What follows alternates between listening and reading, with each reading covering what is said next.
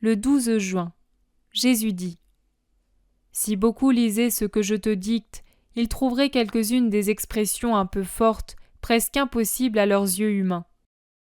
Le Père en sera moins étonné, car en tant que mon serviteur, il sait que rien n'est impossible à Dieu, même certains types de comportements envers les âmes qui ne seraient pas suivis par les humains, qui mesurent les choses et les appliquent selon des critères et des modèles qu'ils ont créés, et par conséquent toujours imparfaits. Lorsque je dis « Je t'ai tant aimé que je t'ai même contenté dans tes caprices », je dis une phrase qui ferait écarquiller les yeux à plusieurs et nous attirerait à moi des critiques irrespectueuses et à toi des jugements peu agréables. Et pourtant c'est comme ça, et c'est arrivé grâce à mes vues très justes.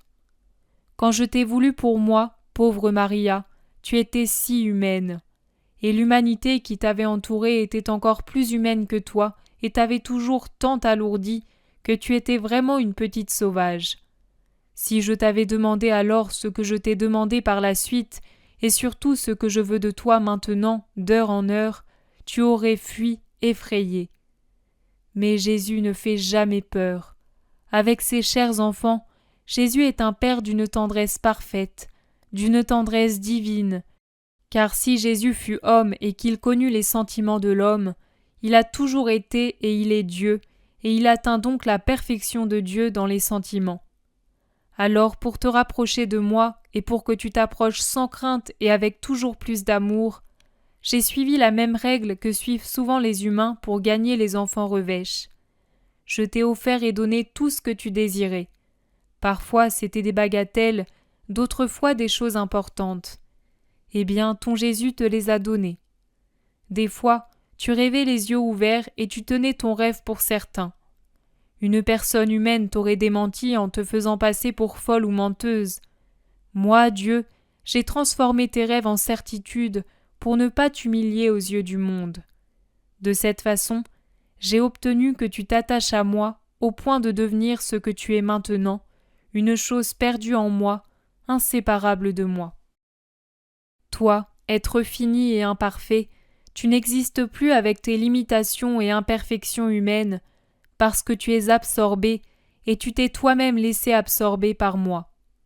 Tu me vois en toutes choses agréables, désagréables, joyeuses, tristes qui t'arrivent. Tu agis en regardant mon visage. Tu es fasciné par mon visage. Je pourrais te guider avec mon regard, même avec moins. Les battements de mon cœur, de mon amour te guident. Tu vis de mon amour. Tu vis dans mon amour. Tu vis pour mon amour.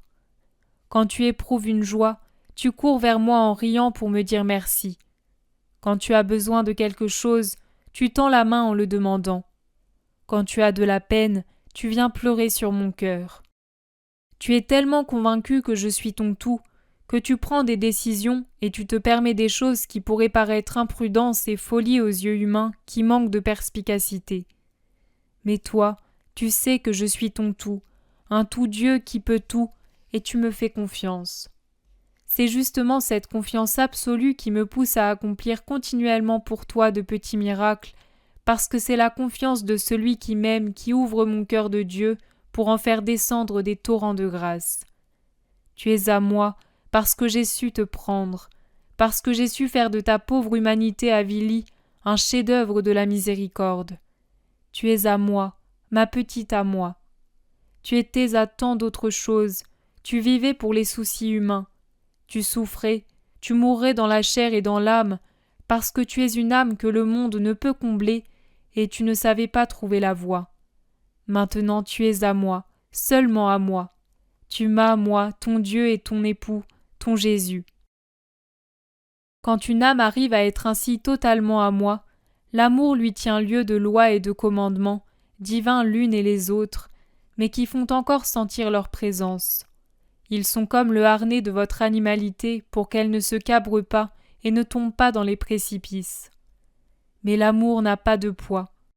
Ce n'est pas une bride qui exerce une coercition. C'est une force qui vous conduit en vous libérant même de votre humanité. Quand une âme aime réellement, l'amour lui tient lieu de tout. Elle est comme un petit enfant dans les bras de sa mère qui le nourrit, l'habille, l'endort, le lave, le promène ou le met dans son berceau pour son bien. L'amour est la nourrice mystique qui élève les âmes destinées au ciel. Si par un miracle spécial, voulu aux 3/4 par votre volonté, car sans votre volonté, certains miracles ne peuvent, ne doivent pas se produire, et à 1/4 par ma bienveillance, si par un tel miracle, toutes les âmes devenaient vivantes seulement par l'esprit, c'est-à-dire toutes dignes du ciel, je prononcerai pour la terre le mot fin, pour pouvoir vous amener tous au ciel, avant qu'un nouveau ferment d'humanité ne vienne corrompre encore une fois quelques-uns des plus faibles parmi vous.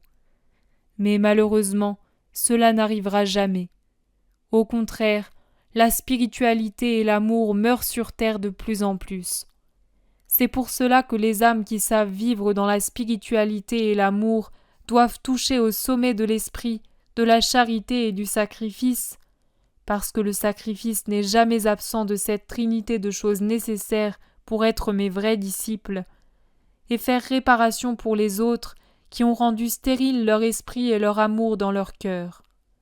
Faire réparation, consoler, souffrir, ce seront les victimes qui sauveront le monde.